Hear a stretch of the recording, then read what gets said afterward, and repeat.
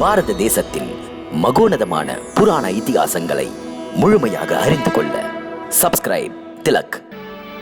சேனாதிபதி துர்தரன் எவ்வாறு இறந்தான்? அவன் திறமையுள்ள மகாவீரன், மகா மாயாவி. அவனை கொன்றவன் யார்? யார்? மூத்தவரே, என்ன? நமது சேனை தலைவனுக்கு ஆணையிடுங்கள். இது பற்றி அறிய அந்த பைத்தியம் பிடித்தவன் யார் என்று, எங்கிருந்து வந்தான் என்று கேளுங்கள். உங்கள் ஆணை வாசுதேவரே. சுவாமி, தாம் ஹனுமானுடன் ஏன் மோதுகிறீர்கள்?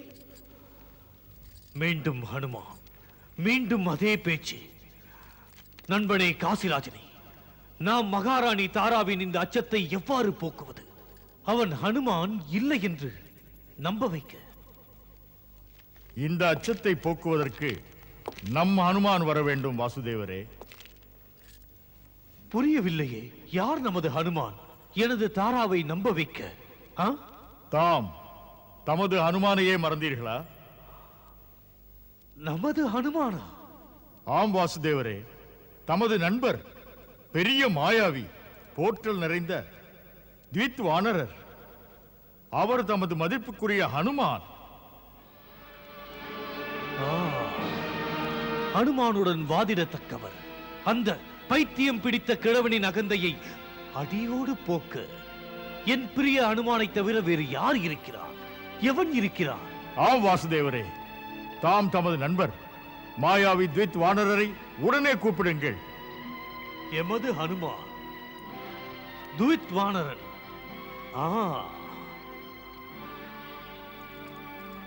நண்பா துவிதா, நான் வாசுதேவ பௌண்ட்ரகன். என்னை பார்க்க வா என்று உனக்கு ஆணையிடுகிறேன். புறப்பட்டு வா துவித், புறப்பட்டு வா.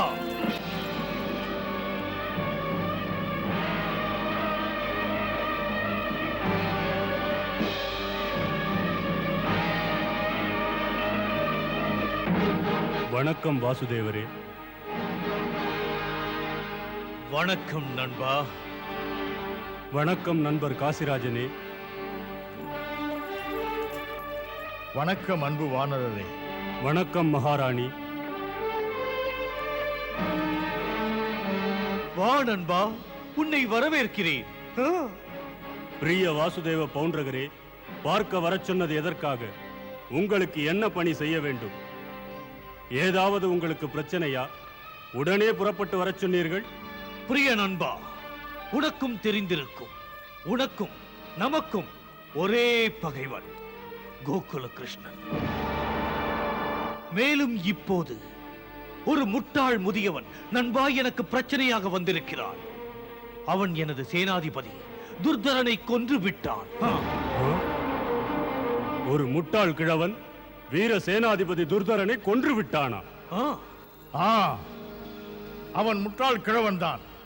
மகா பயங்கர மாயாவி, மகத்தான சக்தியுள்ளவன். அதனால் தான் அவன் ஆணவத்துடன் தன்னை ஹனுமான் என்கிறான். வாயுமைந்தன் அனுமானா? ஆம் நண்பா, அவன் என் மகாராணியை கூட நம்ப வைத்து விட்டான். அந்த முட்டாள் கிழவன் வாயுமைந்தன் ஹனுமானாம். ஹனுமானாம். நான் ஒன்றும் ஏமாறவில்லை, மனமாற நம்புகிறேன். அவர் ஹனுமான் தான். இல்லை இல்லை, ஹனுமான் உயிரோடு இருப்பதாக நம்பாதீர்கள். ஹனுமான் இல்லை. அவன் உயிரோடு இருந்தால் இந்த ஹனுமான் அவனை எரித்து விடுவான். ஆம் நண்பா, நமக்கு உன் மீது முழு நம்பிக்கை. அந்த ஹனுமான் இன்னும் இருக்கிறான். அவன் கதையை நீதான் முடிப்பாய். இப்போது எனக்கு ஆணை கொடுங்கள். பௌண்ட்ரக நகரின் அக்கம் பக்கத்தில் உள்ள அரசர்களை அழித்து விடுகிறேன், தங்களை பகவானாக ஏற்க மறுப்பதால். அந்த முனிவர்களின் வேள்வி குண்டத்தை அழிக்கிறேன். அவர்கள் அந்த கோகுல கிருஷ்ணனின் தைரியத்தில் மதிகட்டு நடக்கிறார்கள். அப்படியே செய் நண்பா, அப்படியே செய். வணக்கம் வாசுதேவரே.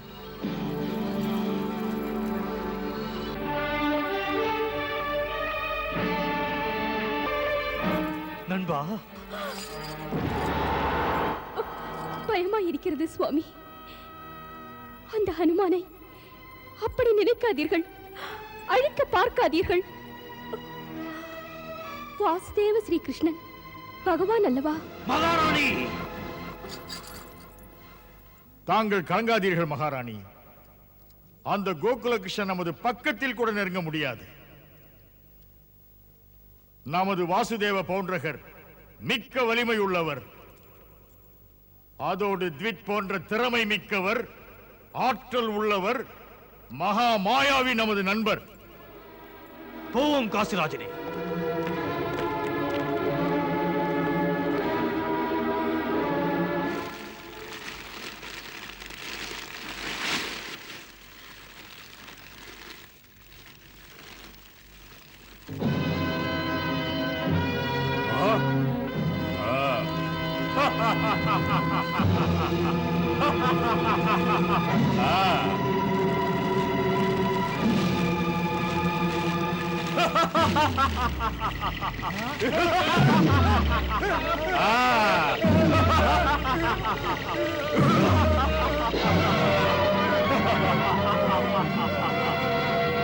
வேள்வி நடத்துகிறீர்களா? ஏ முனிவர்களே, எமது பகவான் வாசுதேவ பௌண்டரகரை வணங்காமல் நீங்கள் அவமானப்படுத்துவதா? இந்த வேள்விக்கெல்லாம் காரணம் மாயாவி கிருஷ்ணன். அந்த துணிச்சலில் தான் ஆடுகிறீர்கள். இனி பூமியில் வேள்வி செய்வதற்கு நான் விடமாட்டேன். எல்லா வேள்விகளும் பூஜைகளும் இனி தொடராது. இனி கிருஷ்ணனின் பெயரை உச்சரிக்க விடமாட்டேன்.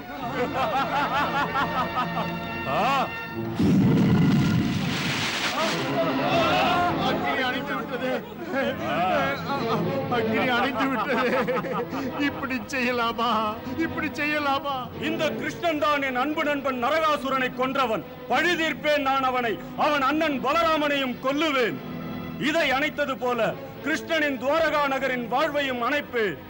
வேண்டாம், வேண்டாம்.